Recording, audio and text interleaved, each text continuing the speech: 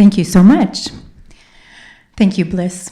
I just wanted to take a moment to thank Liz and Sharon and Catherine for such a warm welcome and hospitality. So there's been a question that I've been asking for the last 16 years. And that is a question I think many of you are also asking, or you wouldn't be here today.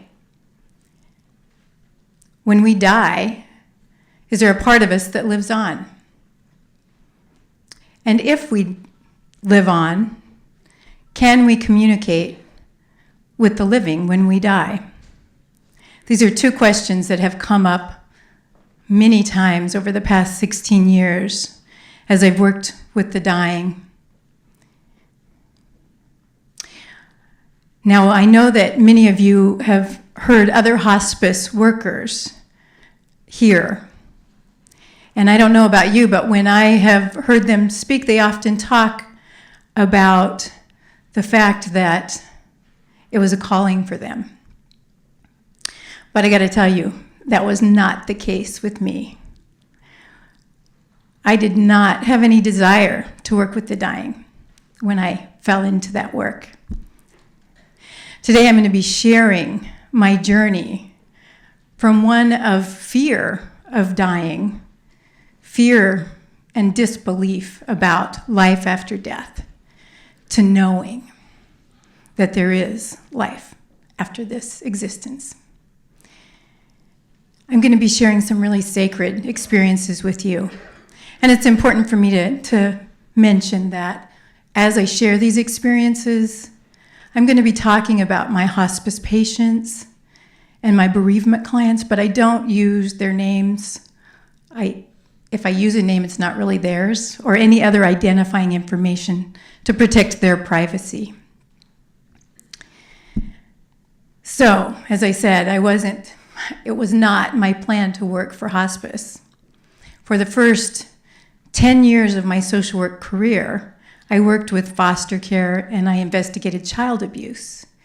When I was getting my master's degree, I had to do an internship. And I was a little burnt out on child abuse. It was a pretty heavy work. So I thought I would work with the school systems. So I applied for an internship to be a school counselor. And I got it, and it was scheduled for August, the last week in August of 1998. And I was really excited about it. And then life happened. My sister was really sick. She'd had a kidney transplant when she was 18 years old, and her body was rejecting that kidney. She was in need of another transplant. Everyone in my family stepped forward, willing to donate. But I was the lucky one. I was a perfect match. I got to give my kidney to my sister. And the only thing that was impacted by the fact that I was going to do that was my internship. The surgery was scheduled for August 11th. My internship started 2 weeks later. The doctor said, there is no way you're physically going to be able to go back to work to do an internship. So I had to find something else. I scrambled to find something else. I was going to start a month late. And there weren't very many places that could be flexible with their time, but hospice could. But I didn't want to do hospice. I was scared of it. So I struggled with whether to wait another semester to graduate or to do it. My desire to graduate was stronger than my fear of the dying. So I signed up for this internship. And 6 weeks after my surgery, after donating my kidney, I found myself sitting in an orientation, listening to doctors and nurses, social workers and chaplains talk about being with the dying. People who had made a decision not to seek aggressive treatment any longer, but to allow the disease to take its natural progression. I had just fought against death, risking my own life to save my sister so that we didn't have to deal with death. Was I ready to sit with people at the end of their life? People who were ready to just let go? I didn't know. And I think part of my anxiety was I wasn't raised in a particularly religious family. We were a family that attended church on holidays, but I wasn't immersed in a teaching. So I didn't have a strong belief about afterlife. And I kind of had the attitude, prove it. I'll believe it if you can prove it. So I went into hospice with that, disbelieving and questioning. Soon after I started my orientation, I was assigned my first patient. Her name was Eleanor. She was a beautiful, dark-eyed woman in her 90s. She faced her impending death with dignity and grace and courage. She was my first teacher. Because I was an intern, I got to spend a lot of time with her. We got really close. I remember a couple days before she died, I didn't really know how to talk to someone about dying. So I asked her, "Are you ready to go home?" That was my language. She took my hand and looked me in the eye and she said, "Cheryl, home is wherever you are. It's wherever you are." A couple days later, she died alone in her house. She didn't have any living relatives. Her only friends were two women who were in nursing homes. She had no one. I remember the day after I heard that she died, I was walking around a mall and I was just caught up in thoughts about Eleanor. I was worried about her. I really grew to love her. I worried about her being afraid. Did she know she was going to die that night? Was she scared? And I hated the fact that she was alone. Now, since then, I have come to know that people choose often when they're dying slowly the moment that they let go. And when somebody is very private, as Eleanor was, they often choose to let go when they're alone. But I didn't know that at the time, and so I worried about her. So I was window shopping, a little retail therapy, and I noticed in this window this little butterfly keychain. I didn't need a keychain, but I felt drawn to it. So I went into the store and had him pull it out of the window, and I ended up buying it. When I got home, I pulled my new little treasure out. And as I was looking at this butterfly, I turned it over and I noticed on the back there was a Bible verse. It said 2 Corinthians chapter 5, verse 17. Well, as I said, I wasn't particularly religious, but I felt compelled to pull out the Bible that my grandmother gave me when I went away to college, dust it off, and look up the verse. It was a verse about transformation. And I thought, well, how appropriate. It's a butterfly. I didn't think any more of it. A couple days later, I went to Eleanor's memorial service. There were only a few of us there. And mainly it was hospice staff. The chaplain from our hospice actually did her service. She planned everything. She picked the readings, the songs. She chose to have Genesis read because she loved the creation story. The chaplain shared that while he was with her, helping her plan her memorial service, he said as he was leaving that day, he stopped in the doorway and turned around and said, "Are you afraid of dying, Eleanor?" She smiled and she said, "I think birth is a miracle." He was kind of puzzled by her response, but he said, yes, birth is a miracle. And she said, so is death. So is death. And that's how she left us, believing that she was walking into another miracle. He then went on to say, now there was only one other reading that Eleanor chose, and that was 2 Corinthians chapter 5, verse 17. I instantly had goosebumps, and I thought, she wanted me to know she was okay. And then my logical mind stepped in and said, oh, Cheryl, don't be silly. It's just a coincidence. It was the first of many, many coincidences I had. So after I graduated, finished my internship, I worked for one more year for the Department of Social Services.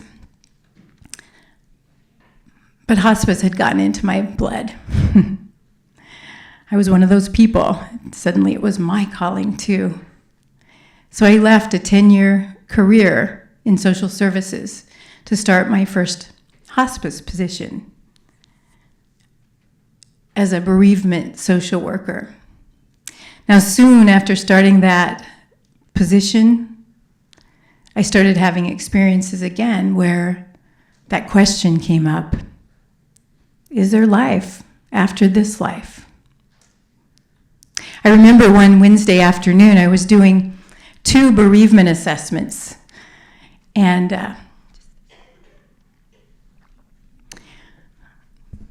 they were both women who had lost their mothers. The first woman, her name was Shelley. She shared about her sadness with me, about losing her mom.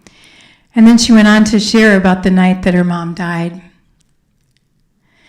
She said that she felt like every breath could be her mom's last. So she just stayed with her all night long. And somewhere in the night, she dozed off. And when she woke up, she said she was shocked to see the covers pulled over her mom's head. She couldn't imagine how her mom got the covers over her head. She was so weak. She hadn't been moving. People had to roll her over. So she went over to the side of her bed and she pulled the covers down. Her mom was just laying there with her eyes wide open. And when she pulled the covers down, her mom looked at her. And she reached out her hand and she touched Shelley's face. And she said, "Thank you for taking care of me." It was in that instant that she jerked awake. Sensing that something had changed, she rushed to her mom's bedside. Her body was still warm, but she wasn't breathing. Shelley said, "I could still feel her hand on my cheek." She believed that her mom had come to her in her dream at the moment of her death to say goodbye and to say thank you. I left that visit touched by her story, knowing that she believed it. But did I believe that her mom had come to her at the time of death? I didn't think so. I really thought it was just her grief. I knew it brought her comfort, but I didn't think it was really possible. And then I went on to my second assessment of the day, another woman who had just lost her mom. She shared with me that she'd been taking care of her mom for days on end, and she was exhausted. She finally called her brother and said, "Please come and sit with Mom for a few hours so I can go home and get a good night's sleep." She said as soon as she got home, she went to bed and she fell asleep as soon as her head hit the pillow. She was so exhausted. And then she said, I had the most incredible dream. She said, my mom was standing in front of me. She was in this beautiful, flowing gown. And she looked healthier than she had in years. She said, she just stood there, smiling at me, radiant. And then she turned and she started to walk up this staircase that seemed to come from nowhere. She said, I started to follow her up the stairs, but she stopped. She turned around and she said, no, sweetheart, I have to go alone from here. In that instant, she was wakened by the telephone. It was her brother, Rusty. He called to say, Mom just took her last breath. Within a matter of a few hours, I had been with two women who believed with every fiber of their being that their mothers had come to them. I left that second visit beginning to question my doubting mind. I've had many incredible experiences since then and heard many people talk about their loved ones coming to them through their dreams. They often describe that, they say it's like a dream I've never had before. It's so vivid, it felt so real. They often talk about sensory experiences, like Shelley, who felt her mom's hand on her cheek. And they remember these dreams years later. I often have bereavement support groups, and people will share, 10 years ago, my dad died, and then they'll tell the dream, and they remember every detail. I don't know about you, but when I dream, about 10 minutes after I wake up, it's gone. But these dreams stay with them. And I soon learned that dreams weren't the only way that people were having experiences of feeling that their loved ones communicated with them after death. I heard lots of stories about nature, rainbows, birds, butterflies, dragonflies. I myself have had a lot of experiences with birds. I remember one Saturday afternoon, I was taken by surprise. I was facilitating a bereavement support group. We were sitting in a circle under the skylight to enjoy the afternoon sun. And one of the gentlemen who came to the group shared that his sister had died in a car accident. The group was open to the public. He shared that she had a fascination for crows.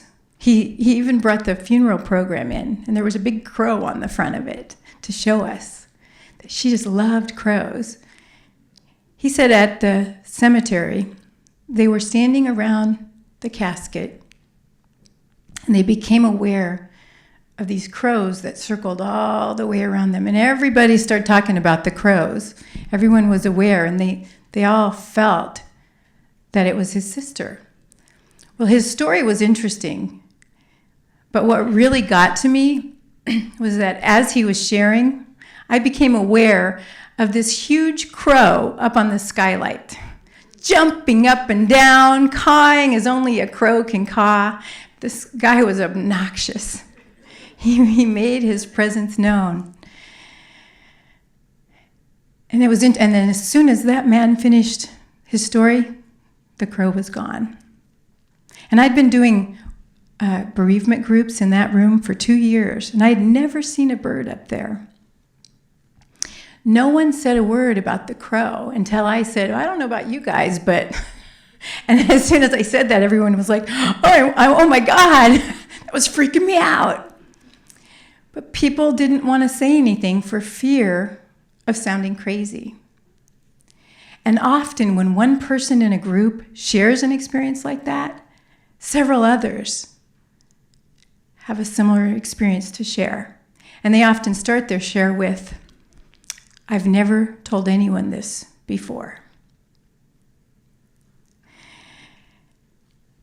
I had a friend who I'd known for 20 years, and I was sharing some of these experiences with her.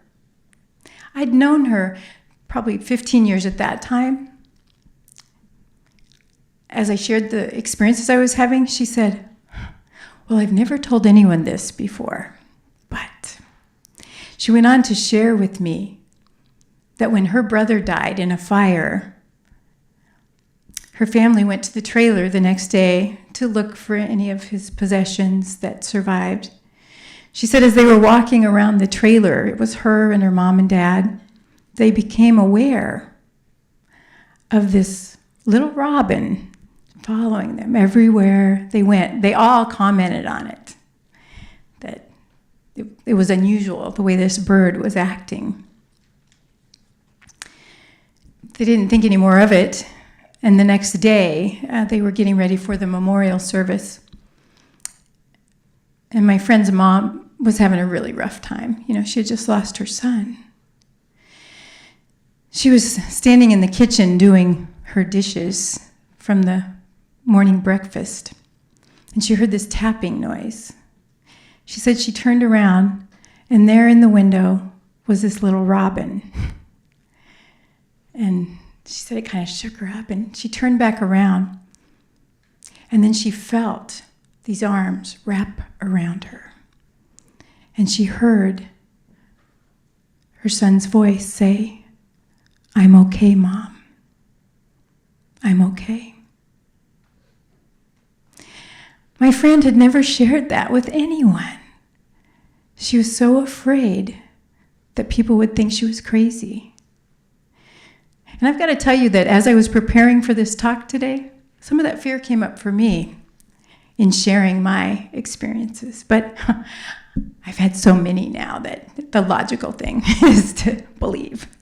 I had another experience with a bird. One Sunday morning, I was laying in bed, and I had a canyon view, and I always left the windows open so I could get the morning sun, and just laying there enjoying the view, and all of a sudden these two huge hawks came swooping by my window. I lived on the first floor, and they were so close that if I would have put my hand out, they would have hit it. It startled me. And I looked up and I watched them playing up in the air, and then they came back down and swooped by my window again. And they went up and played. Third time, swooped by my window. And I instantly thought about one of my patients. I thought, oh, I bet Bob just died. He just popped into my head. I wasn't surprised on Monday morning when I got to work to hear that Bob just died. He died Sunday morning. What I was surprised to hear was that his wife, Molly, had died 2 hours before. Molly was not my patient. I was supporting her in preparing for her husband's death. And when I heard that Molly had also died, I was taken back to the two hawks swooping by my window. And I knew that they had come to say goodbye, to thank me. And I don't want you to think that every time I see a bird, I think somebody has died. There's often much more to it than that. For me, I have a physical response. I get goosebumps. And there's just a sense of knowing. And often the birds or the butterflies are behaving in unusual ways. I remember reading a story, there's an author named Wayne Dyer, and he talked about a butterfly that landed on his hand while he was on a walk. This butterfly stayed with him for half a day. He said he even had to go take a shower, so he put the butterfly on his desk, and when he came back out, the butterfly came right back on his hand. He had just lost a friend of his, and he believed that it was his friend somehow wanting to communicate with him that he was okay. So many stories. As I continued my work in hospice, I learned about many other creative ways that people believed their loved ones were communicating with them. I heard stories of lights flickering and televisions turning on when nobody was in the room. Songs. I had a lady who lost her husband of 50 years on the way to the funeral. Their song, which was 50 years old from their wedding, came on the radio. She said she didn't even know if she'd ever heard it on the radio. And there it was. And she felt like it was her husband, just letting her know she was okay. I also worked with a woman who shared that her husband had one of those scooters, and he loved driving it around the neighborhood. And she would always walk with him. And he had a bell on the scooter. She said he was constantly ringing the bell, and he'd startle people, and she was embarrassed. He was kind of obnoxious with the bell. But she said that for a month after he died, at 11:45 p.m. every night, that bell rang. 11:45 was the time of her husband's death. Her son looked at the scooter to see if there was some electrical thing happening, but there was nothing wrong with it. There was no logical reason for the bell ringing. It brought her comfort. She believed that her husband was just letting her know he was still there and he was okay. My parents also had an interesting experience. My Aunt Dorothy died several years ago. And a couple years before she died, she turned 70. My parents drove from Nebraska to Phoenix to celebrate her birthday with her. And when they were leaving from the weekend, she thanked them, let them know that it meant so much to her to have them at her birthday. And my dad, who was going to turn 70 in 4 years, said, well, I expect you to be at my 70th. And she said, oh, I'll be there. Well, about a year later, she was diagnosed with an inoperable brain tumor. And we heard she wasn't doing very well, so my family came from Nebraska, and I drove up from California to be with her. She knew she was dying, and so she was picking out some of her treasures, something for each of us. She picked out this beautiful angel for me. She picked out a piece of jewelry for one of my cousins, and then she called my mom into the bathroom, holding this treasure. She was excited. She was like an excited child to give this gift to my mom. So she dropped it in my mom's hand. My mom looked, and it was 2 pink cotton balls. My mom took the cotton balls and thanked her, knowing that because of the brain tumor, she had periods of confusion. A few weeks after that, she died. About 2 years later, my dad turned 70. We had a big celebration for him. And when he was coming home from his birthday party, as he and my mom started to get in their vehicle, they both opened the car doors, and they were shocked to see 2 pink cotton balls laying on the car seat. They said there was no way. Nobody had access to the car. My mom said she immediately started crying and said, oh, she made it. She was here. So I've had some really beautiful experiences, and most of those experiences were as a bereavement counselor. After a few years of doing bereavement counseling, I decided to do hospice social work, where I worked more directly with dying patients. And soon after taking that new position, I started having new experiences.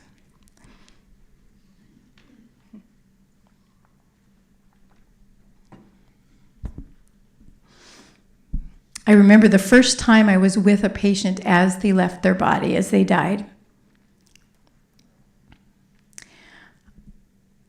As soon as she died, I had goosebumps and a shiver down my spine, and the air felt heavier to me. And I had that physical response every time I was with someone as they died. And I believed that it was an emotional response to watching someone die. But one Wednesday afternoon, I was with this woman whose father was passing. He'd been lingering for a long time. And often when people are holding on, when there's no physical reason for them to still be alive, he hadn't been eating or drinking, we start exploring why they might still be hanging out. You know, we ask questions about whether there's relatives they haven't seen. With this man, his wife was an only child. He had seen everyone. As we talked, she said, well, I've been asking him to stay. I don't know what I'm going to do without him. And I talked to her about how sometimes people need permission. Sometimes they need to know it's okay. I asked her to really listen to her own instincts about that, because sometimes people don't want to hear that. And she said, you know what? That's exactly what he would do. I was Daddy's little girl. If he could stay, he would.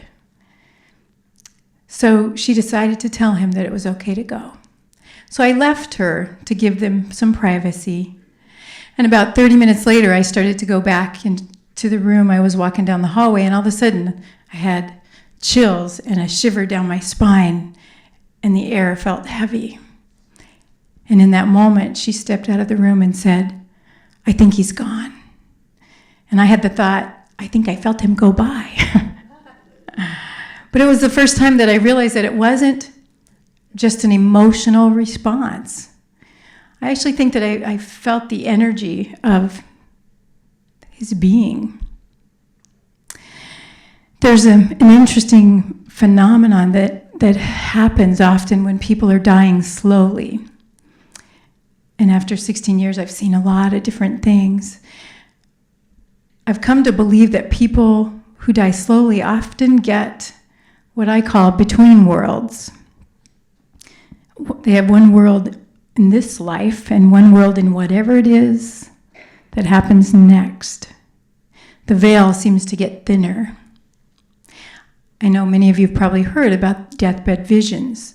It's very common for people in their last weeks to experience seeing a loved one who's passed on. Sometimes they see angels or spiritual teachers, but oftentimes it's deceased loved ones. I remember I was sitting with this woman probably a week before she died. She was very lucid, very clear thinking. She wasn't on a lot of medication. We were having a lovely conversation. But I noticed that she kept looking past me and smiling. And in fact, a couple times I turned around because I thought somebody must have walked in the room. And then I realized that she was seeing something that I couldn't see. So I asked her, what do you see? She got a big smile on her face and she said, my husband's here. He's waiting for me. Her husband had been dead for 2 years. And then she said, he can't wait to dance with me again. And that's how she left us, just excited to be able to go and dance with her husband again. And I found that it's not just people who believe that there's something after this life, but even people who don't believe anything have experiences. I remember meeting this woman who when I met her, she announced that she didn't believe any of that garbage. She said, I believe that when we die, we become worm food, and that's it. Like, not a pretty thought, but that's what she believed, and that's what her family believed, that there was nothing after this life. And yet, I found it really interesting that the last 2 days of her life, her children said that she repeatedly talked about her beloved dog, Jojo, who had been dead for many years, laying next to her. They said it didn't seem to upset her, it didn't confuse her, but she was really enjoying having Jojo by her side. Her daughter, who believed what she believed, after her mom died, she said, I need to take another look at this. There's something. She said that was just too strange. I've had other experiences where I feel like people get between worlds. I worked with a man for almost a year who he was diagnosed with paranoid schizophrenia. He was very challenging to work with. He was angry, he was paranoid and suspicious. He always thought we were trying to trick him. His thoughts were very scattered. You couldn't carry on a conversation with him for very long. But in the last week of his life, something happened. It was as if that mental illness just lifted. And the essence of who he was shined through. He became clear thinking. He made amends with family members that had been hurt because of his mental illness and his behavior. He seemed to be able to access memories that for the almost year that I'd worked with him before that, he hadn't been able to access. He talked about his life before the mental illness. He traveled around the world, he backpacked through Europe, and he shared those stories. And it was really beautiful. And I believe that the essence of who he was, that part of us that goes on, just became stronger than that physical body that hadn't been serving him. Yeah. I had another experience with a woman. She was stone deaf. Whenever I went to visit her, I had to yell to get her to hear anything, and she'd still only get little snippets of what I said. And one afternoon I was there, and the family wanted to have a meeting. She lived in this big Victorian house. So we went clear across from the house from where her bedroom was and met. And her children were all talking about the fact that she was hanging on. They couldn't believe she was still with us. And they were making guesses as to why she might still be here. And one of the sons said, I think she's waiting for her wedding anniversary. And then a couple of the other kids chimed in, yeah, I think you're right, that's it. After we had that meeting, I went back in to tell her goodbye. Her daughter came with me. I was shocked when she began repeating verbatim the conversation we had just had.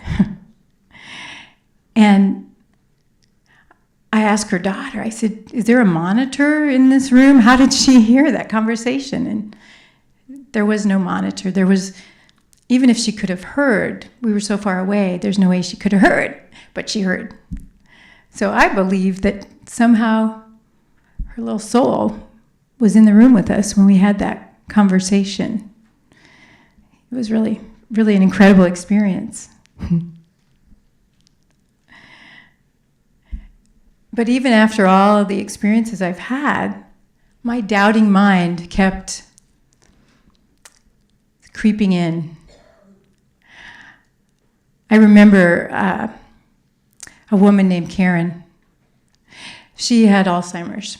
I only met her twice. The first time I went to see her, she kicked me out of the room as soon as I walked in. A few days later, I went back to see if I'd have any better luck. When I walked in, I knew that she was what we call actively dying. Her eyes were half open and glazed. Her breathing was labored.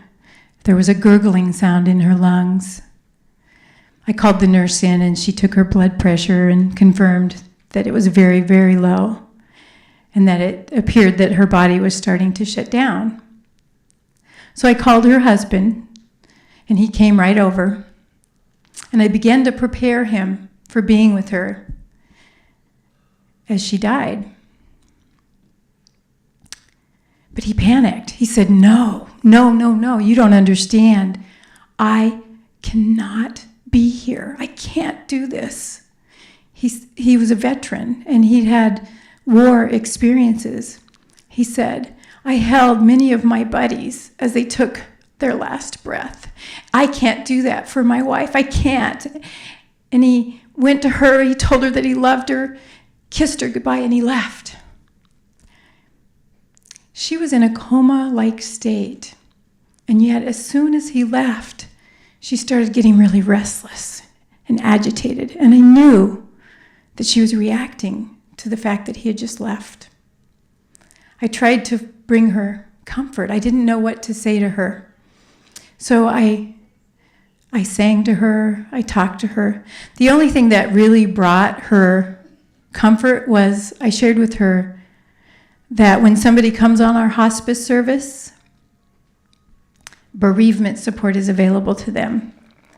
I said, I used to be a bereavement counselor, and I said one of the beautiful things about grief is that when we're grieving, when it opens us up, and when we're opened up, it's an opportunity not only to heal from the most recent loss, but any unhealed places from the past. So I suggested that it was an opportunity for him to heal from his war experiences. And that seemed to calm her. After that, her breathing slowed and her body relaxed. And I sensed that she was getting really close. And so I sat with her in the sacred silence, knowing that sometimes the most loving thing that we can do when somebody is close to the end of life is just to be a loving presence. As I sat with her, I became aware of this golden light shining on her face. And I started looking around the room, like, that's weird. The shades were pulled. The door to the hallway was closed. The overhead lights were off. The bedside light was off. I could find no place where this light was coming from. And I thought it was really weird. And just a couple minutes later, she took her last breath. Well, then I got busy doing what I need to do, calling mortuaries and family. And I didn't think any more of the light until a few days later, when I called one of my other hospice patients' daughters. Her mom had just died on her service. So I called her to check on her. While I was talking to her, she said, "Oh, Cheryl, it was so beautiful. We saw my mom's soul leave her body." And I said, "Well, what did that look like?" And she said, her face lit up with this beautiful golden light. I was instantly transported back to the room that I had just been in. I wasn't willing to see it, but I knew as soon as she said that, I knew that I saw the same thing. We're so quick to question what we see. So it's been really interesting for me to look at my own evolution from the time that I started doing hospice work. from that place of doubt, questioning, to where I am now. I believe that I have a unique perspective. I read on the internet that most people experience, if they live to be about 90, most people experience about 50 deaths in their lifetime. If I do the math, I would say 40 hours a week. I've experienced about 50 deaths a year, at least. So I've had many lifetimes of death experiences. And I think that many people do what I did when I first started having experiences, when I had that experience with the butterfly. And immediately, first I felt she's sending me a sign. And then I immediately started questioning that. And I think when we have those experiences, we immediately push them away. No, that can't be it. But being the logical person that I am, after 16 years of having these experiences, I had to start questioning what was logical. And for me, the logical thing to do was to believe. So after 16 years of working with the dying and having experiences with mothers who communicate with their daughters, hawks swooping by my house, crows jumping on skylights, robins tapping on windows, sons whispering in their mother's ears, pink cotton balls appearing from nowhere, husbands waiting to dance with their wives, beloved pets comforting their family members, and beautiful golden lights. Just a handful of the hundreds of experiences I've had. That fearfulness, doubt, questioning has been replaced with a deep knowing that there is life after this life. And do I believe that we can communicate with those who've passed on? Absolutely. Do I claim to know what happens after we leave these bodies? No. I don't think any of us will know what happens until it's our turn. The one thing that I do know for sure is that we will all get a turn. And my hope is that the knowledge of the impermanence of this life is a gift to all of you, the way it is to me. From that knowledge, I live more fully. I love more deeply. I forgive. And I hope that that is what you are all able to do as well, to stay present in this life.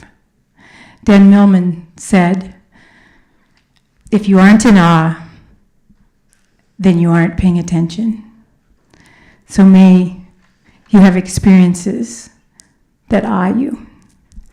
And when we pay attention, when we are fully present, life and death are magical. Thank you.